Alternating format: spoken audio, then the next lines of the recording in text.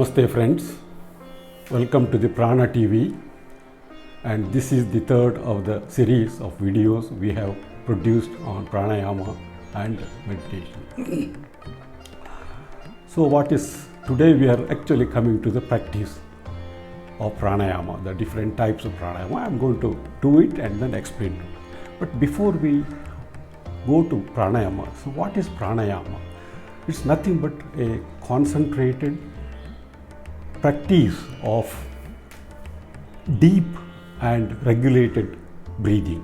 It's a concentrated, continuous practice of deep and structured or regulated breathing. That is pranayama. So what we have been breathing all these days, how we are breathing, and what's the difference between the pranayama type of breathing and ordinary breathing. Friends, to understand prana, that's the life energy, we should compare our breathing indoors, inside our house, or the breathing at a beach which has got clean air, or you even go to the mountain top. There, the moment you go to mountain top or a beach, automatically the depth and the depth of breathing goes up, and also rate of breathing goes up. You feel that accelerating sensation, and that air is more rejuvenating. You feel some aroma in it, some fragrance in it. So friends, these things don't happen if you're breathing inside your house. So what makes the difference? What carries this prana or life energy? That is, I would give an example and compare this. This is a brush which has got lot of brush hairs. So like this, just like this, there is a system at the top of our nose. There are thousands of fibers which carry, they are called the olfactory nerves. They carry not only the smell, they also carry the aroma and energy. And they penetrate the base of the skull and end up in a small extension body called the olfactory nodes, olfactory gland or olfactory nodes. So that carries the real prana. Okay, maybe the oxygen at the air, the seaside or mountain contain more ozone. So that may be an added factor. So in a nutshell, this is the difference between a proper pranayama type of breathing, which is similar to the breathing we automatically do at the beach or a mountain top, and normally we breathe indoors. Okay. So that is in essence pranayama. So the pranayama is not just simple breathing, not just a matter of exchange of carbon dioxide and oxygen. It is much more than that. It carries the vital energy, the life sustaining energy. That is pranayama, and the constant and concentrated practice of this regulated breathing is called the pranayama. Right friends? Now we will come to which is the best place to perform prana, especially for an urbanite, and which is the best time to practice pranayama. Okay, the best place would be ideally a park with a lot of leaf, flower, the trees and plants. Okay, and only thing, there should not be too much of noise or dust in the air. So that is the ideal place to perform pranayama. Otherwise, if you don't have such facility, do it at your home or in the terrace or in the in your bedroom. Ideally, for every daily routine is the bedroom, which is okay. You select a corner or a place in the bedroom, and every day you practice there. How long you should practice pranayama? Maybe 15 minutes, 20 minutes at a stretch. And of course, you are doing different types of pranayama. But how many times per day? 2 times, morning and evening. It has to be performed before food. We should have had at least our main meal at least 3 hours before we start practicing pranayama. Obviously, if you are practicing in your bedroom, see that your wife doesn't come and disturb you. And now we are going to concentrate mainly on 3 different types of pranayama. That is, one is Anuloma Viloma or alternate nostril breathing. Another is simple pranayama, and then the yogic breathing, and then the Kapalabhati, and then the Bhastrika. Okay. Now, friends, before we actually go into Anuloma Viloma, see, we can divide our thorax or the chest into three parts: the upper thorax or upper chest, the mid chest, and the lower or the abdominal chest. Now, you can, this corresponds to the three lobes, the upper and middle and lower lobes of the lungs. So now let me demonstrate how you do the upper breathing. So this is the place, friends. Okay. Now the best thing would be, sit up for all these exercises. Just sit up with the what we call the Sulabhasana, and we don't do Padmasana for this, Sulabhasana. Just fold it like this and be comfortable. That's very important. Be comfortable. Okay. And then hold your hands on your knees, and then now just observe the upper part of my chest. I'll demonstrate how to do this upper thoracic breathing.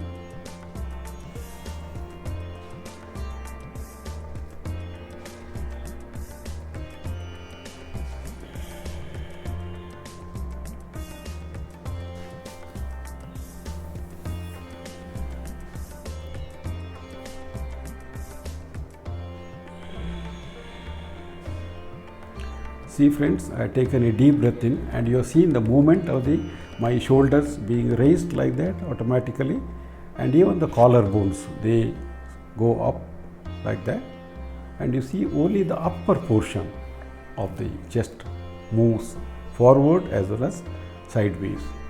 So this is upper thoracic breathing. Now let me demonstrate what is a mid thoracic breathing. Just observe. I'll hold it here. Just watch the movement of my hands or fingers.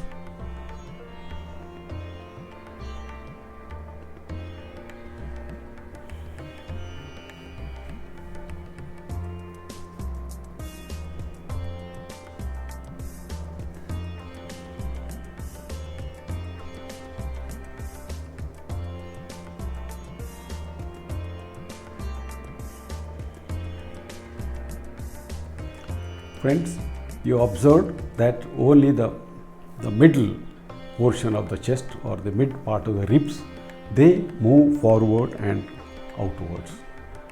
You have not seen my abdomen moving, you have not seen my shoulders and collarbones raising. So this is mid thoracic breathing. Now I'll demonstrate the lower thoracic or abdominal breathing. Just observe.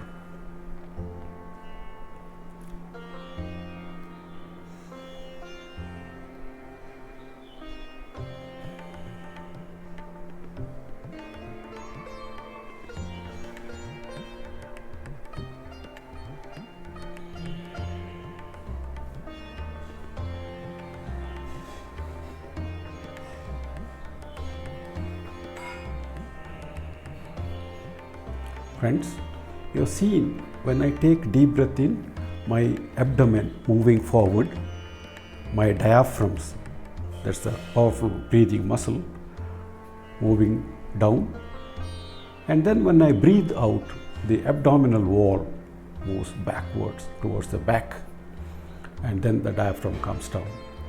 So this is called the abdominal breathing.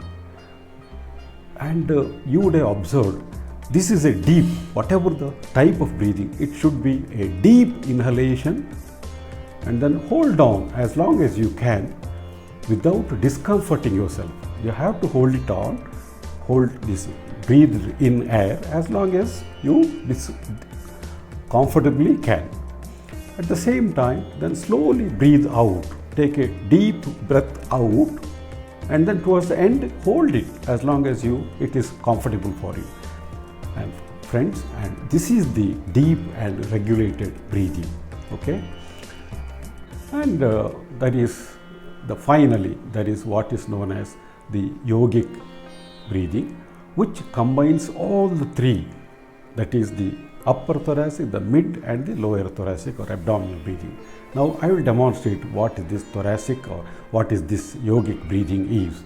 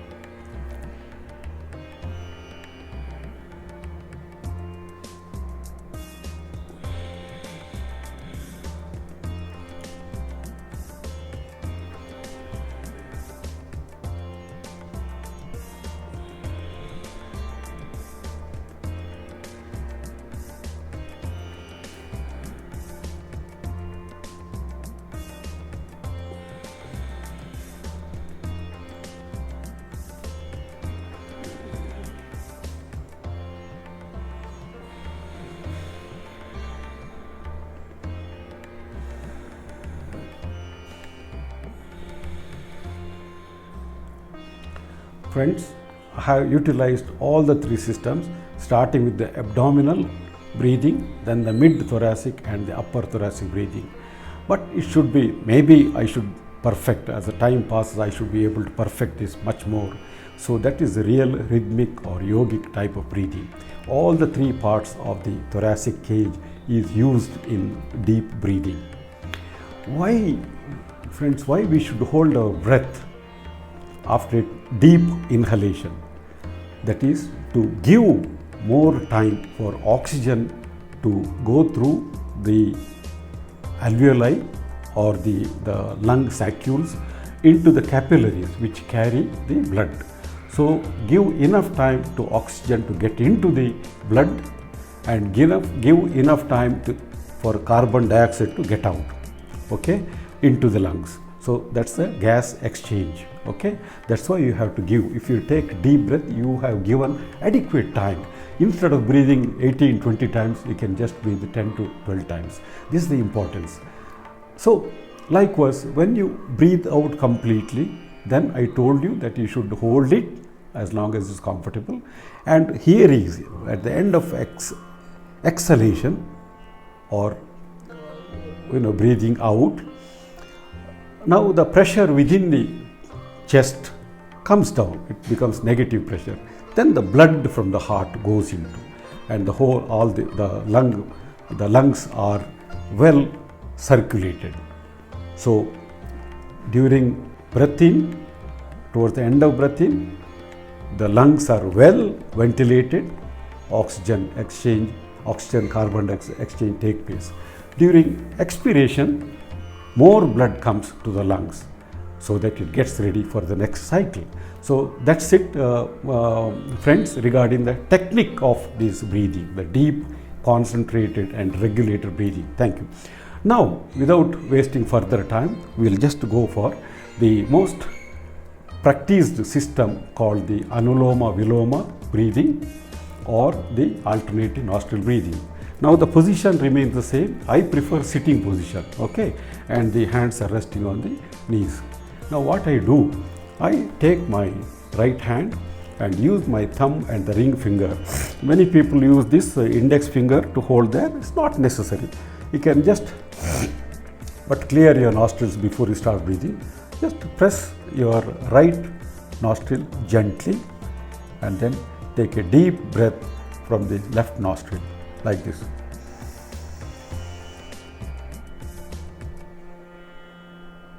Hold it as long as you can and then press the left nostril gently with your ring finger, okay, and remove the thumb. Now breathe out completely. Now friends, concentrate. Breathe in through the right nostril. Now press the right nostril gently with the thumb. Hold it as long as comfortably you can, then breathe out.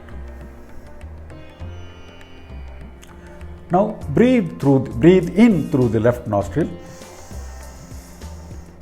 Press with the ring finger, hold it, breathe out, and repeat the cycle.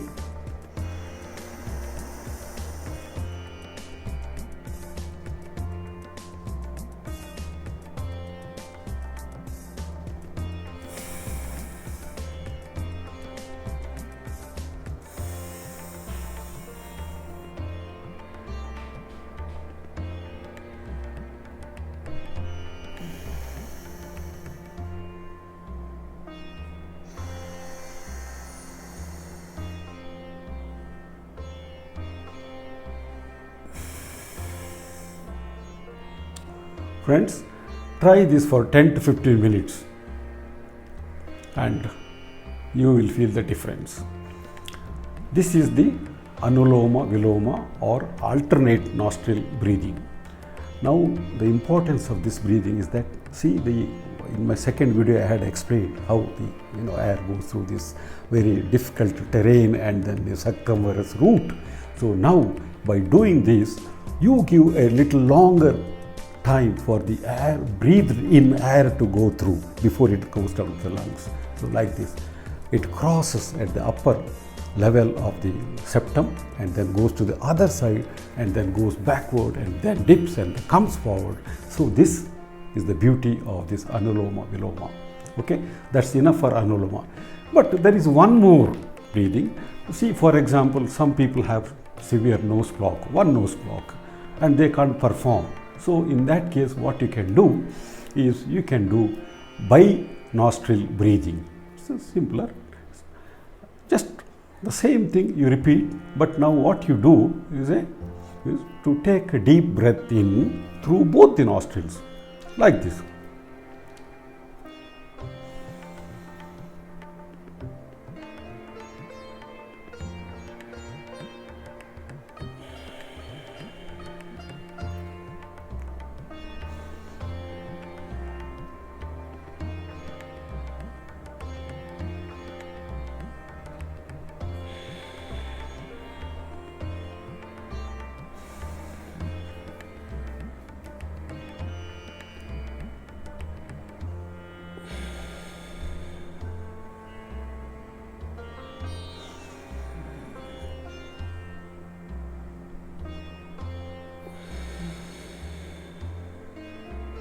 Friends, I have used both the nostrils to breathe in and breathe out, and then I have used the yogic type of breathing. So this is about, friends, this is about Anuloma Viloma and simple pranayama breathing. Okay, friends, see, I am still comfortable because see how I have seated. It's very comfortable, Sulabhasana.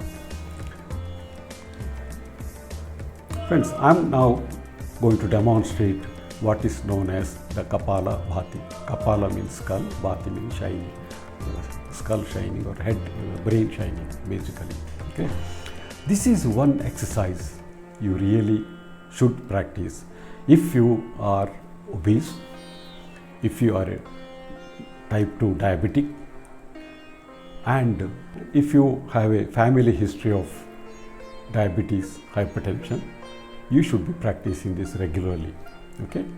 Now just observe what I do here is only do breathing out, exhale, no breathing in.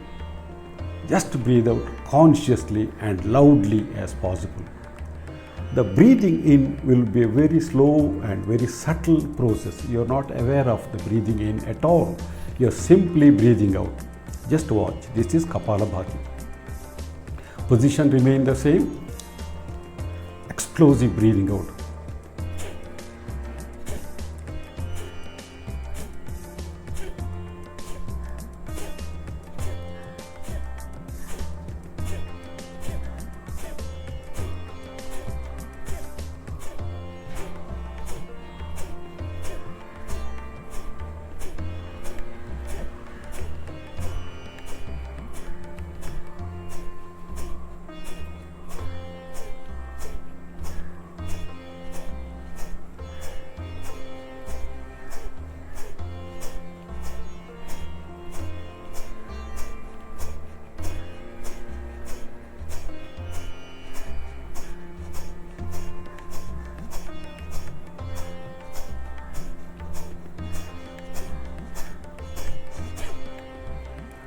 they say you should do at least for 1 full minute, okay, this Kapalabhati. You see, you observe this, my anterior abdominal wall suddenly contracts and goes towards the back. At the same time, my diaphragm, which gets elevated slightly, but more than that, it stretches like that, helping to breathe out.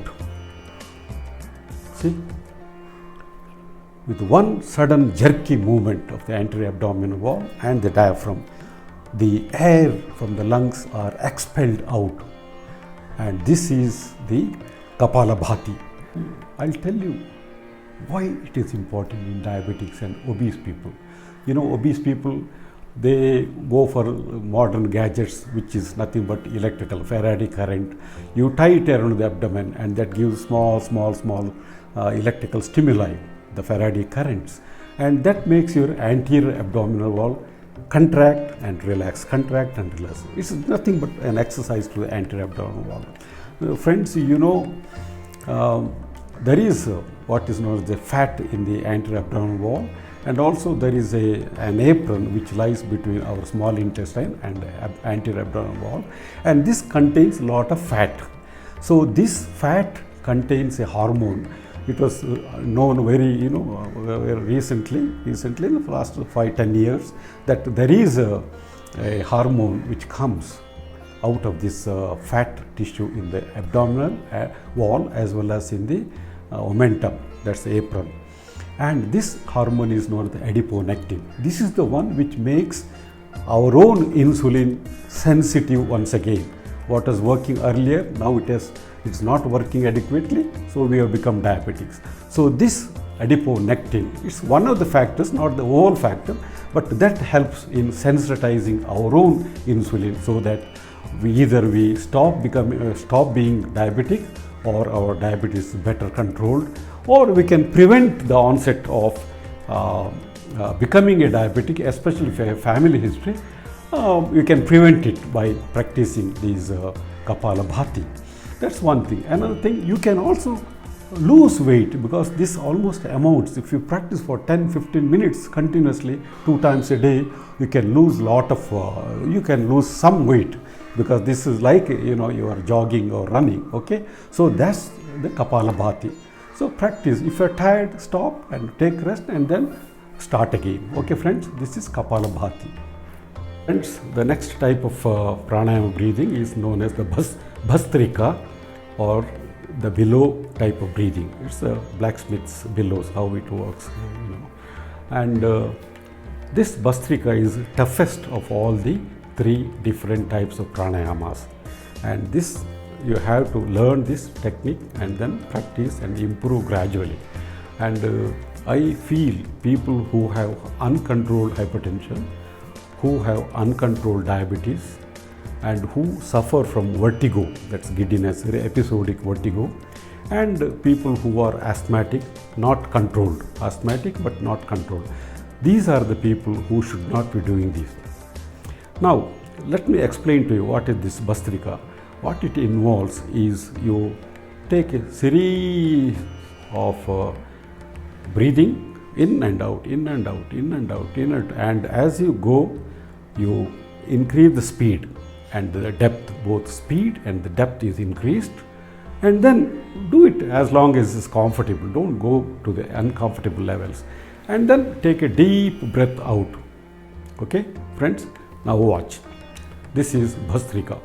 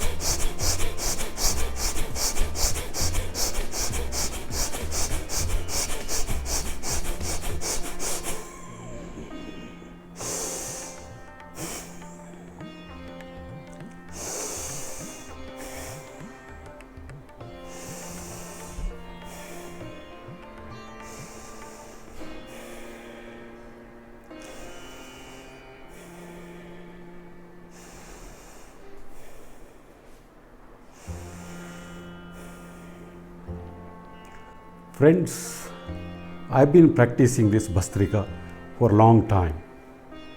That's why I was able to take such rapid breath in and breath out for a longer period. And then you are seeing, you end up with a long exhalation, breathe out. And then take a deep breath in and then slowly breathe out, long breath out, like that, 4, 5, 6 cycles. Even that rapid breathing, they say 20, 30 times. But I would have done something like 60, 70, 80 times in that short period. So that comes by breathing. And the beauty of this Bhastrika pranayama is that it completely washes out the carbon dioxide from your system and gets lot of energy creating oxygen into your system. You feel very, very refreshed at the end, but you also feel tired. Take rest 5 to 10 minutes and then start this Bhastrika again 3-4 times. 3 times maximum, it's more than enough, and do it 2 times a day, morning and evening. So that's it about the pranayama and the different techniques. Friends, I hope you enjoyed this video. Friends, if you like this demonstration, you press the like button and also share it with your friends and also subscribe to my channel. Friends, thank you very much. Till I see you again in my next video, you stay indoors, you stay safe and take care of your family and especially your elderly family members. Thank you very much. See you next time. Tata, bye-bye.